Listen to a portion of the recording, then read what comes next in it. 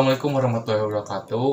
Eh, Bertemu lagi sama saya, mahasiswa Universitas Pasundan, Fakultas FKIP, jurusan PGSD. Saya Jantolan Salsabil. Apa kabar teman-teman? Semoga semuanya sehat walafiat ya. Selalu diberikan kesehatan oleh Tuhan Yang Maha Esa. Untuk hari ini kita akan membahas tentang prosedur penelitian. Nah, untuk prosedur penelitian ini ada di salah satu pembahasan dalam mata kuliah metodologi penelitian. Untuk selanjutnya, mari kita simak video yang akan saya jelaskan. Oke.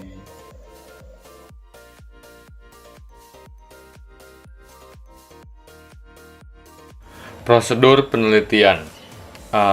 Prosedur penelitian biasanya dilihat dari kedalaman maupun luasnya penelitian.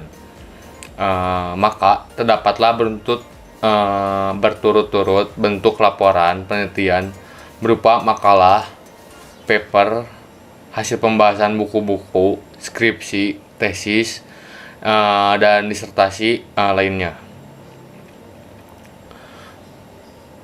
Walaupun namanya berbeda-beda sehubungan dengan luasnya masalah, dalam tinjauan permasalahan dan manfaat yang diharapkan dari tiap-tiap jenis penelitian.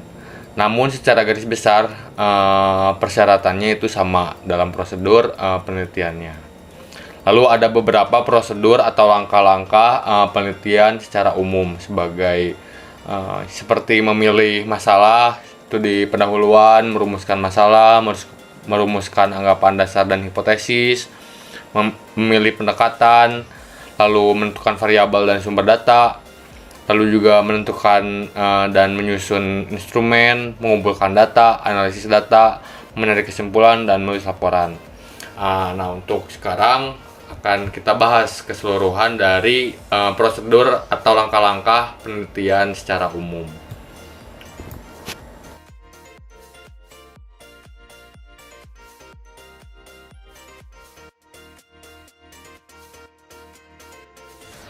Yang pertama, memilih masalah.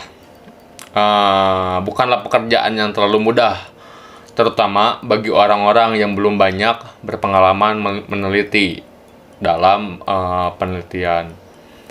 Untuk itu, biasanya diperlukan kepekaan dari calon peneliti. Jadi apabila sudah berpengalaman meneliti, biasanya masalah-masalah yang akan timbul dan bentuk keinginan untuk segera dilakukan pemenuhannya bisa dilaksanakan.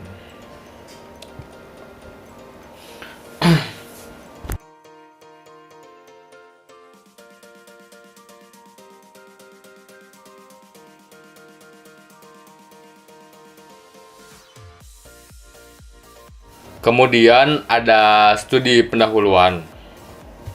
Apa sih studi pendahuluan? Studi pendahuluan yaitu menjajaki kemungkinan diteruskannya pekerjaan meneliti. Jadi untuk studi pendahuluan juga biasanya dimaksudkan untuk mencari informasi yang diperlukan nantinya oleh si peneliti. Untuk apa? Untuk masalahnya menjadi lebih jelas nanti untuk kedudukannya.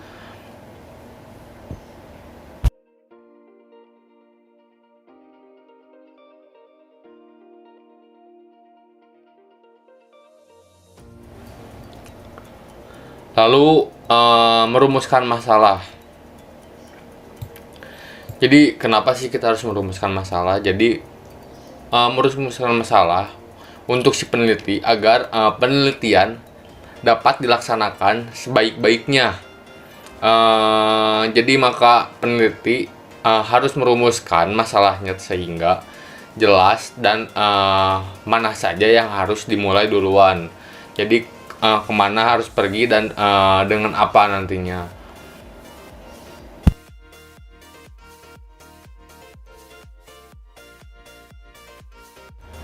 Lalu juga ada merumuskan anggapan dasar.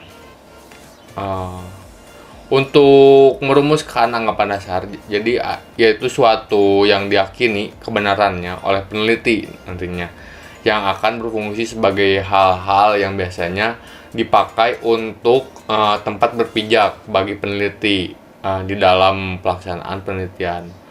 Merumuskan anggapan dasar ini juga salah satu prosedur penelitian pada umumnya.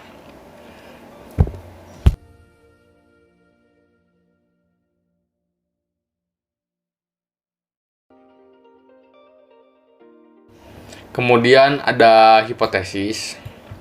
Hipotesis ini merupakan kebenaran sementara yang ditentukan oleh peneliti, namun harus masih dibuktikan. Biasanya dites atau diuji kebenarannya untuk mencari kebenaran nantinya.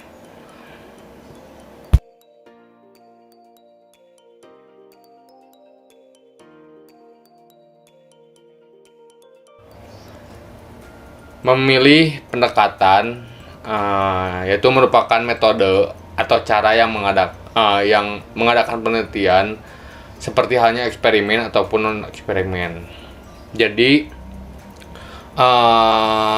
salah satu hal penting juga memilih pendekatan untuk memudahkan si peneliti mencari data-data yang akan diteliti nantinya di lapangan.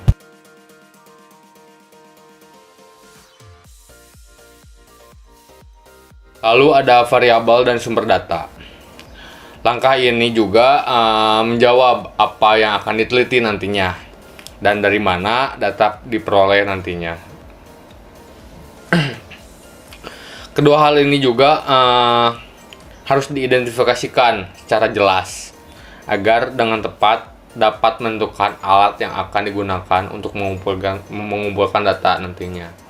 Jadi apabila variabel dan sumber datanya tidak jelas, nantinya yang dikhawatirkan dari penelitian tersebut tidak adanya data-data yang valid.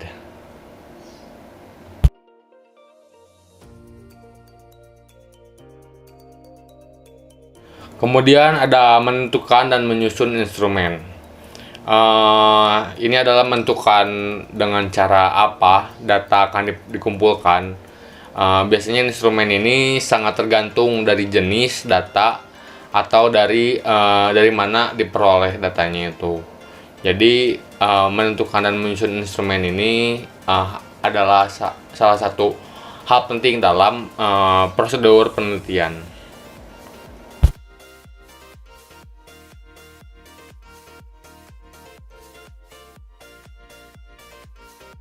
Kemudian ada analisis data, yaitu membutuhkan ketentuan dan juga ketekunan dan pengertian terhadap jenis data. Jenis data akan menuntut teknik analisis data nantinya untuk si peneliti. Untuk memudahkan juga saat nanti penyusunan laporan dalam setelah melakukan penelitian nantinya.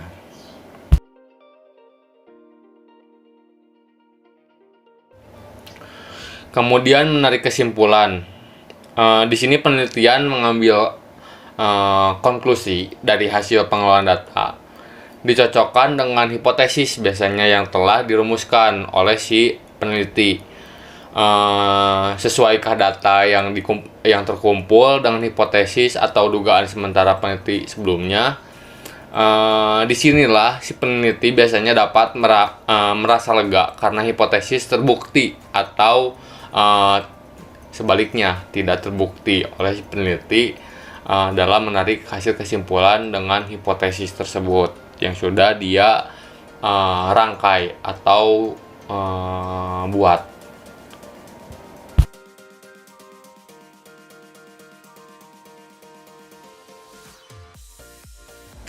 Kemudian ada yang terakhir menyusun laporan. Di sini salah satu hal penting dalam proses penelitian karena pastinya ada penyusunan laporan untuk pembukuan juga bagi seseorang yang setelah meneliti agar ilmu yang sudah dia dapatkan bisa dibagikan kepada orang lain ataupun bermanfaat bagi orang lain dan dirinya sendiri. Jadi untuk menyusun laporan ini, kegiatan penelitian biasanya menuntut agar hasilnya ditulis dalam bentuk laporan penelitian agar hasilnya diketahui orang lain, serta prosedurnya diketahui orang lain sehingga dapat mengecek kebenaran pekerjaan peneliti tersebut. Jadi bisa jadi untuk acuan nantinya si peneliti yang akan datang, yang akan meneliti penelitian yang sama, ataupun bisa jadi menjadi bukti lain, atau si peneliti lain bisa mengecek kebenaran pekerjaan penelitian yang sudah diteliti oleh peneliti sebelumnya. Seperti itu. Oke, gimana teman-teman untuk video pembahasan tadi? Semoga bisa dicerna dan difahami ya sama teman-teman semua. Saya harap juga video ini bisa bermanfaat buat teman-teman, buat masyarakat umum, terutama saya pribadi. Semoga saya bisa membuat video lebih baik lagi dibanding dengan yang sebelumnya dan hari ini. Tak lupa juga saya juga mengucapkan mohon maaf apabila ada kesalahan dalam ucapan ataupun kurang menariknya video yang saya buat. Terima kasih untuk semuanya sekali lagi. Wassalamualaikum warahmatullahi wabarakatuh. Dadah.